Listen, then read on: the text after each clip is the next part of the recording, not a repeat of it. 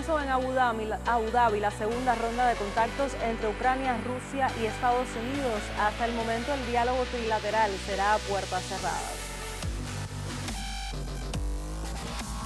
Las conversaciones entre Irán y Estados Unidos se realizarán este viernes en Omán.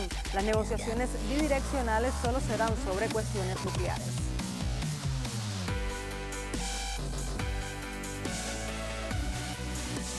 Y miles de venezolanos se movilizaron en Caracas para exigir la liberación de Nicolás Maduro a un mes de su secuestro. La presidenta encargada de la nación bolivariana respaldó las protestas y llamó a continuar el diálogo político. Saludos, bienvenidos a El Mundo Ahora con los adelantos de las noticias más relevantes de esta jornada. Ya comenzamos, acompáñanos durante los próximos 27 minutos de programa.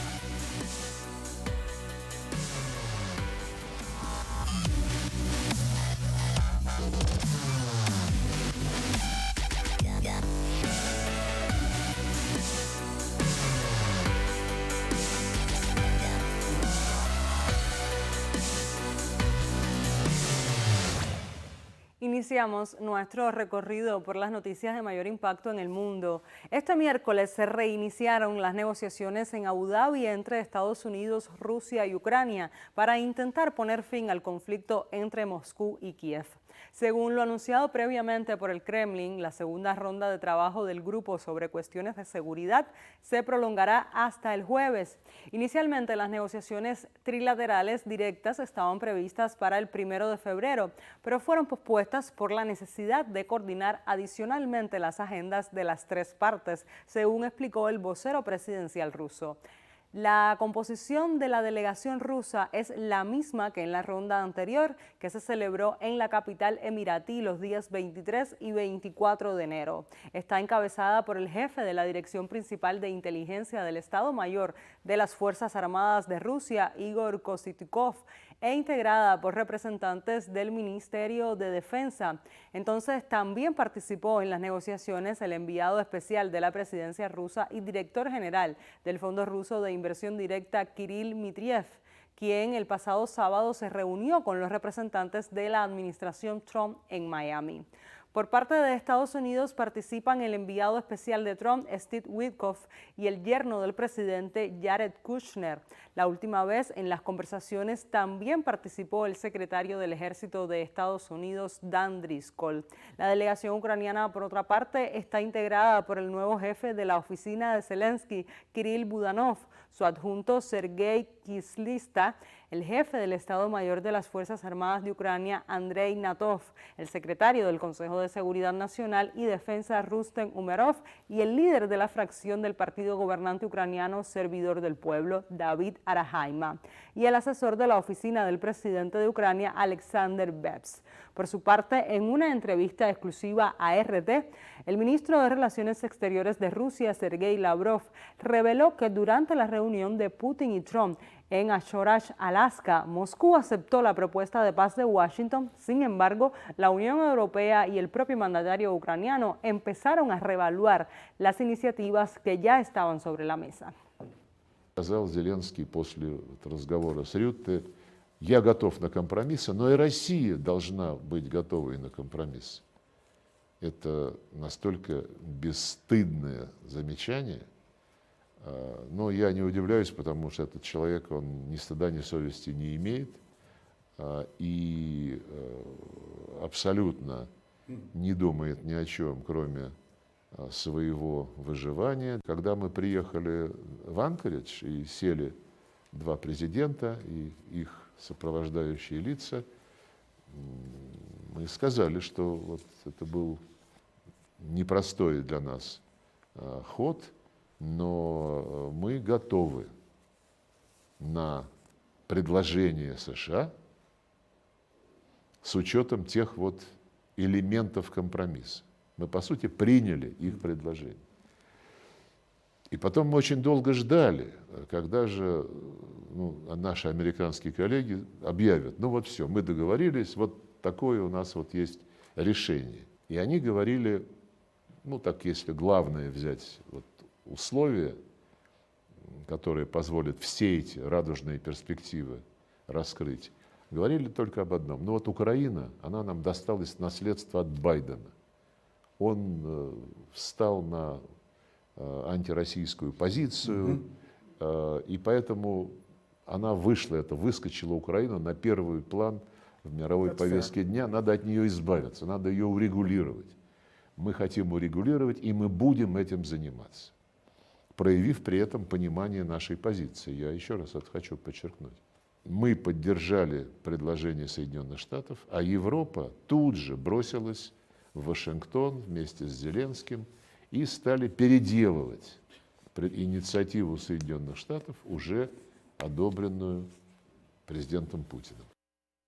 Mientras, el secretario de Estado de Estados Unidos, Marco Rubio, al responder preguntas de los medios en el marco de la reunión ministerial sobre minerales críticos, comentó sobre las conversaciones en Abu Dhabi. En cuanto a las preguntas de las reuniones en Abu Dhabi hoy y mañana, la buena noticia es que por primera vez tenemos equipos técnicos y militares de Ucrania y de Rusia reunidos en un foro. Van a trabajar con nuestros expertos, van a trabajar también con Steve y Jared Kushner. Y las conversaciones por sí solas no son un indicio de progreso, pero debo advertir en estos temas porque hay muchas sensibilidades. El progreso no se anunciará hasta que tengamos un avance sustancial. Estamos comprometidos con el proceso. Si ustedes analizan la lista inicial que teníamos el año pasado y la lista de puntos pendientes ahora, en aras de un acuerdo de paz, la lista se ha reducido considerablemente. Esa es la buena noticia. La mala noticia es que los puntos restantes son los más difíciles y el trabajo continúa. Otra de las noticias que ha trascendido con relación a Rusia y Estados Unidos es el próximo vencimiento este jueves del Tratado de Reducción de Armas Estratégicas, conocido como START 3 y firmado en 2010. Este tratado limita las armas nucleares estratégicas entre Washington y Moscú, pero sin una respuesta clara de Estados Unidos hasta el momento. Crece la preocupación por el futuro del control global de armas nucleares y el riesgo de una nueva carrera armamentística. El portavoz del Kremlin, Dmitry Peskov, comentó que la principal preocupación de Moscú es la falta de respuesta de Washington a las propuestas para extender o dar seguimiento al histórico acuerdo de control de armas. Igualmente, el Papa León XIV instó a ambos países a renovar el tratado. Durante su audiencia semanal en el Vaticano, el Papa calificó el tratado como un paso crucial para limitar las armas nucleares e hizo un llamamiento a los líderes mundiales para que no permitan que expire sin un seguimiento concreto. El sumo pontífice enfatizó la necesidad de reemplazar el miedo y la desconfianza con la cooperación mutua y los esfuerzos de desarme. Aunque ante este vencimiento, Rusia ha dicho que actuará de manera responsable. Como saben, el 22 de septiembre del 2025 propusimos a los estadounidenses una prórroga de un año de los límites cuantitativos centrales como restricciones voluntarias. Sin embargo, aún no hemos recibido una respuesta oficial estadounidense. Vladimir Putin enfatizó que, en esta situación, actuaremos con cautela y responsabilidad, basándonos en un análisis exhaustivo de la situación general de seguridad. Seguimos abiertos a explorar soluciones negociadas para garantizar la estabilidad estratégica. En este contexto, el presidente de Rusia, Vladimir Putin, mantuvo este miércoles una conversación por videoconferencia con su homólogo chino Xi Jinping, donde destacaron los sólidos lazos entre ambas naciones. La asociación integral y la cooperación estratégica entre Rusia y China son ejemplares, declaró Putin. Durante el intercambio trascendió que el comercio bilateral superó por tercer año consecutivo la cifra de $200.000 millones el año pasado y Rusia sigue siendo el principal proveedor de recursos energéticos al gigante asiático. En lo que concierne al panorama internacional, la alianza en materia de política exterior entre Moscú y Beijing sigue siendo un importante factor estabilizador en un contexto de creciente turbulencia en el mundo, sostuvo el mandatario ruso. Por su parte, el líder chino señaló que la situación internacional se ha vuelto cada vez más turbulenta y que como miembros permanentes del Consejo de Seguridad de la ONU, China y Rusia tienen la obligación de alentar a la comunidad internacional a mantener la equidad y la justicia y salvaguardar firmemente el sistema internacional centrado en la ONU y las normas básicas del derecho internacional. La asociación integral y la cooperación entre Rusia y China tienen un carácter ejemplar. Este año celebramos el 25º aniversario del Tratado Fundamental de Vecindad, Amistad y Cooperación. Su implementación continua, sin duda, responde a los intereses fundamentales de los pueblos de ambos países. En este día simbólico, con gusto mantengo con usted una conversación profunda para elaborar juntos un nuevo y grandioso plan de desarrollo de las relaciones bilaterales. Fortalecemos la interacción multilateral con el fin de continuar trabajando en la creación de un mundo multipolar y un sistema de gobernanza global justo y racional. Tras esta llamada, Xi Jinping también mantuvo comunicación con su homólogo estadounidense. Tras el diálogo, Donald Trump acudió a las redes sociales para compartir los resultados de la llamada y la calificó de excelente. Fue una llamada larga y exhaustiva en la que se trataron muchos temas importantes como comercio, asuntos militares, el viaje que haré a China en abril, que espero con ansias, escribió Trump. Otros de los temas que se conversaron de acuerdo al republicano fueron Taiwán, la guerra entre Rusia y Ucrania, la situación actual con Irán, la compra de petróleo y gas por parte de China a Estados Unidos, la consideración por parte de China de comprar productos agrícolas adicionales, incluyendo el aumento de la producción de soya a 20 millones de toneladas para la temporada actual y la entrega de motores de avión, entre otros asuntos. Igualmente, el presidente estadounidense subrayó que su relación con China y su relación personal con el presidente Xi es extremadamente buena y ambos comprenden la importancia de mantenerla así. Creo que se lograrán muchos resultados positivos durante los próximos 3 años de mi presidencia relacionados con el presidente Xi y la República Popular China, escribió el mandatario en Truth Social.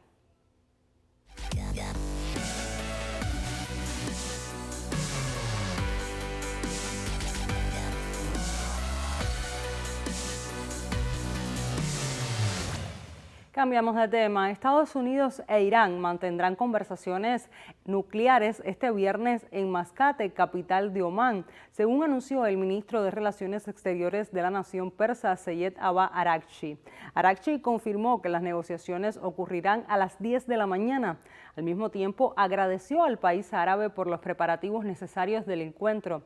Sin embargo, medios estadounidenses reportaron que dichos planes estaban fracasando.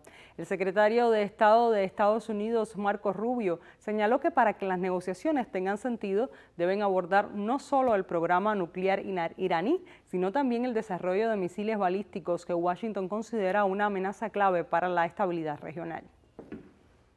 Está discutiendo. A fin de cuentas, Estados Unidos está listo para interactuar con Irán siempre y cuando el tema de las conversaciones y la agenda, creo que para que esto lleve a algo significativo, hay que incluir ciertos elementos.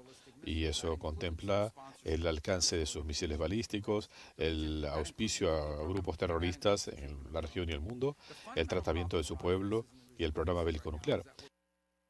De acuerdo con la agencia de noticias Tasnim de la nación persa, el alcance de las negociaciones se limitará a la cuestión nuclear y a la eliminación de las sanciones que pesan sobre Teherán. Las delegaciones estarían encabezadas por el ministro de Relaciones Exteriores iraní, Abbas Araghchi, y el enviado especial del presidente estadounidense, Steve Witkoff. A propósito, el portavoz del Ministerio de Relaciones Exteriores del país persa, Esmail Bakey, dijo que su nación estaba estudiando cuidadosamente la estructura de las posibles negociaciones con un enfoque en levantar las sanciones y promover los intereses nacionales. En ese sentido, calificó como primordial el alivio de las medidas de presión. Previamente, el titular de Exterior, Abbas Araghchi, declaró que el programa nuclear ha sido utilizado indebidamente durante mucho tiempo como un pretexto para imponer un conflicto a Irán. El canciller Seyed Abbas Araghchi afirmó que está completamente preparado el país para la diplomacia y que pronto se verán los resultados de la resistencia del pueblo iraní en este ámbito. Siempre hemos estado dispuestos a la diplomacia, siempre que sea desde una posición de igualdad, con respeto mutuo y en beneficio de los intereses comunes. Debemos hablar con respeto al pueblo iraní. Quien hable con respeto recibirá respeto y quien recurra a amenazas y violencia recibirá el mismo trato. Araghchi recalcó que la guerra de los 12 días demostró que el pueblo iraní es capaz de repeler las amenazas. Enfatizó que con la sinergia entre las fuerzas de defensa y la diplomacia, la República Islámica siempre ha sido un referente diplomático junto a la resistencia. Subrayó que Irán nunca ha abandonado la diplomacia y no ha desaprovechado ninguna oportunidad para lograr los derechos de su nación. Además, Araghchi sostuvo conversaciones con sus pares de Asia Occidental con el fin de promover la paz y la estabilidad, además de fortalecer lazos que promuevan proyectos comunes que beneficien a los países de la región. Araghchi agradeció a sus homólogos de Turquía, Qatar, Omán y Kuwait por sus esfuerzos y gestiones para reducir las tensiones y contribuir a la preservación de la seguridad. A su vez, resaltó la importancia de cooperar y coordinar estrechamente planes que garanticen los intereses colectivos de los pueblos de la región. La Cancillería de la Nación Persa resaltó la necesidad de afianzar las relaciones amistosas e históricas entre los países de la región, destacando la larga historia compartida entre naciones. Mientras, el presidente de Estados Unidos, Donald Trump, amenazó con acciones severas si Teherán reanuda su programa nuclear. El mandatario enfatizó que en caso de que la nación persa continúe con sus planes nucleares, Estados Unidos tomaría medidas drásticas. Intentaron volver al lugar, ni siquiera pudieron acercarse, estaba totalmente destruido, añadió al referirse a las instalaciones atacadas en junio pasado por Fuerzas Armadas de Estados Unidos. Sin pruebas, el inquilino de la Casa Blanca dijo que los funcionarios iraníes estaban pensando en iniciar un nuevo programa en otra parte del país. Les dije que si lo hacían, les haríamos cosas muy malas, advirtió el republicano. Por su parte, el jefe del Estado Mayor de las Fuerzas Armadas de Irán anunció una modernización integral de los misiles balísticos del país, con la cual se ha logrado fortalecer el poder disuasorio. Asimismo, dijo estar preparado para cualquier acción de los enemigos. Tras la guerra de los 12 días, modificamos nuestra doctrina militar, pasando de defensiva a ofensiva, mediante la adopción de una política de guerra heterogénea y una respuesta contundente a los enemigos, dijo Mousavi. Sobre este tema, el analista y sociólogo Daniel Seixo considera que el actuar de la diplomacia de la nación persa se ha caracterizado por la búsqueda de la paz, una postura diferente a la de los países occidentales que buscan la confrontación y las amenazas bélicas. Bien, creo que estamos asistiendo a constante en la República Islámica de Irán. En ningún momento Teherán ha buscado el conflicto, en ningún momento ha buscado el derramamiento de sangre o la guerra.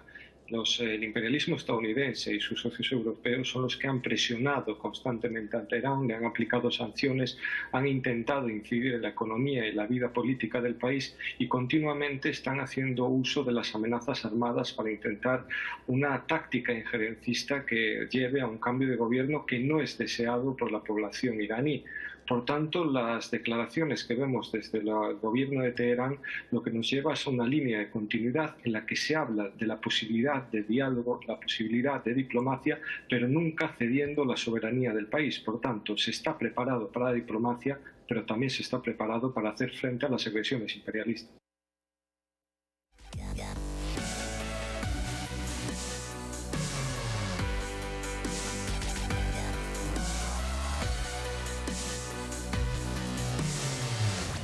Pasamos ahora a América Latina. Miles de venezolanos se movilizaron en Caracas a un mes del secuestro del presidente constitucional Nicolás Maduro. Durante las manifestaciones se exigía la liberación del mandatario venezolano, que se encuentra detenido en Estados Unidos en contra del derecho internacional. Durante un mes, 150 aeronaves estadounidenses bombardearon Venezuela y secuestraron al presidente Nicolás Maduro y a la primera dama y diputada Cilia Flores. Desde ese mismo día, el pueblo venezolano no ha dejado de movilizarse por el respeto a su soberanía e independencia. Y lo que se hace hoy con Venezuela le puede ocurrir a cualquier país de América Latina y a cualquier país del mundo. Cuando existe un niño rico con capricho, pretende adueñarse del mundo entero. Pero existen los pueblos de América Latina que levantan su voz. Venezuela ha sido ejemplo de América Latina y ha levantado su voz. Y jamás hemos asumido posiciones genuflexas que nos hagan rendir ante los caprichos de un gobierno norteamericano. La agresión militar sobre Venezuela no tiene precedentes en su historia. Dejó un centenar de muertos y cerca de 500 viviendas destruidas. Las organizaciones políticas advirtieron que los países del mundo se encuentran en peligro ante los arrebatos del imperialismo norteamericano. Si algo le podemos decir al resto de los países y al mundo entero, que lo que ocurrió en Venezuela puede ocurrir en cualquier país del mundo. Estamos frente a una potencia imperial, a una potencia que no respeta la soberanía de ningún pueblo, que no cree en la autodeterminación de los pueblos, sino que solamente cree que los países somos su patrio trasero. Miles de personas recorrieron las calles de Caracas exigiendo la liberación de sus líderes políticos y reafirmando la defensa de su proceso político, que sigue estando en manos del pueblo venezolano. Día a día, solicitando su liberación. Nosotros te amamos, Nicolás. Te esperamos aquí con los brazos abiertos y seguiremos a la calle a verte aquí con nosotros. ¡Venceremos! Una persona inocente de los que lo están acusando. Bueno, Nicolás, tú eres el hombre de la paz y te pedimos que repiquen los tambores, liberen a Maduro y también a Cilia Flores. Las organizaciones sociales y políticas anunciaron que seguirán movilizadas y advierten que mientras no sea restablecido el derecho internacional y el respeto a la soberanía e independencia de los pueblos, los países del mundo se encuentran en peligro. Este miércoles, los venezolanos celebraron el Día de la Dignidad Nacional en ocasión de conmemorarse el aniversario 34 de la rebelión militar del 4 de febrero. Durante un acto solemne en el cuartel de la Montaña, rindieron honores y tributos a los restos mortales del comandante Hugo Chávez en el marco de la rebelión militar del año 1992. A poco más de un mes del secuestro del presidente constitucional de la Nación Bolivariana, Nicolás Maduro, el ministro de Relaciones Interiores, Justicia y Paz, Diosdado Cabello, exigió su liberación y expresó su respaldo a la mandataria encargada, Delcy Rodríguez. Lamentamos lo ocurrido el 3 de enero y exigimos la liberación de nuestro presidente. Y acompañamos a nuestra hermana Delcy en la difícil tarea que está cumpliendo, que no la pidió, por cierto, no la pidió. Porque el presidente Maduro siempre, por ejemplo, hacía cambios de gobierno en los primeros días de enero. Imagínense que él hubiese cambiado a la vicepresidenta, hubiese puesto a otro el 5 de enero, 6 de enero y el 7 hubiera ocurrido. O el comandante Chávez nombró, creo que a Jorge Rodríguez un 1 de enero. Le hubiera tocado al que estaba asumiendo la vicepresidencia. Ella no pidió esa responsabilidad. Entonces acompañémosla, porque es una buena mujer, valiente, sin duda. Valiente. Muy valiente. A un mes del secuestro de Maduro, la presidenta encargada de Venezuela, Delcy Rodríguez, declaró que su nación ha transmutado y ha madurado después de la agresión militar lanzada a principios de enero por Estados Unidos. Durante un discurso desde el Palacio de Miraflores, Rodríguez indicó que pese a que en las horas posteriores al operativo estadounidense, grupos extremistas buscaban generar caos y alterar la tranquilidad ciudadana, el pueblo se repuso con una gran madurez, con una gran conciencia del ataque y ha dado pasos importantes en la dirección del encuentro nacional. Aunque la mandataria interina afirmó que Venezuela se encuentra en un estado de calma y tranquilidad, hizo hincapié en que esta calma convive con una firme unidad nacional, expresada en un reclamo ciudadano extendido por todo el territorio, la liberación del presidente Nicolás Maduro y la primera dama Cilia Flores. La alta funcionaria destacó que este clamor es palpable en todo el país. Exactamente un mes de aquella madrugada, ya muy próximo a las 2 de la mañana, cuando el pueblo venezolano sufrió un ataque armado externo militar de una potencia nuclear. Y en estos 30 días hemos dicho que Venezuela ha transmutado y ha madurado lo que ha sido el impacto de una agresión por parte de los Estados Unidos, la ha transmutado en tranquilidad, en cuidar hoy más que nunca la paz.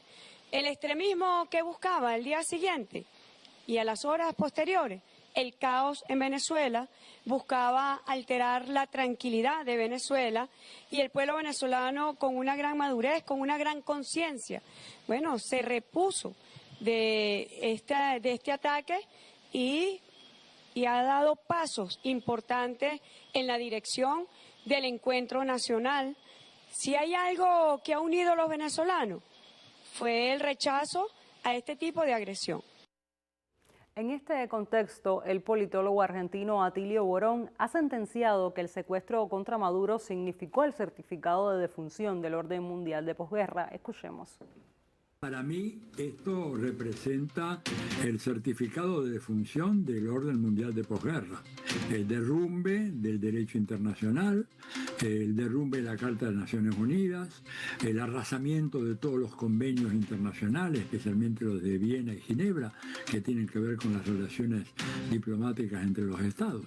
O sea, hemos destruido ese orden que de alguna manera fue pensado para mantener un equilibrio con la Unión Soviética en los años de la posguerra. Luego se derrumba la Unión Soviética, Estados Unidos lo redefine a ese orden, ¿verdad? Le llama pomposamente orden mundial basado en reglas. En realidad eran reglas que favorecían a Estados Unidos, pero que de alguna manera tenían que proteger, bueno, la inmunidad de las naciones, no se podían secuestrar presidentes, ni invadir, ni nada, pero Estados Unidos acabó con eso.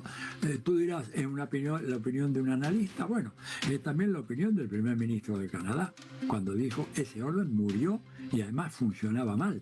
O sea que es una fecha simbólica de enorme significación. No es la primera vez que Estados Unidos secuestra un presidente. Recordemos lo de Noriega en el 89, recordemos Jean-Bertrand Aristide en el 2004, en el contexto de la guerra de Irak, pero nunca lo había hecho en un país sudamericano y de las dimensiones que tiene Venezuela. Y por eso estamos ahora en un nuevo escenario internacional post 3 de enero con significación para todo el mundo, ¿verdad? Porque los principios fundamentales que regulaban las relaciones entre las naciones han quedado pisoteadas precisamente por el país que se supone que era la autoridad final para garantizar ese orden.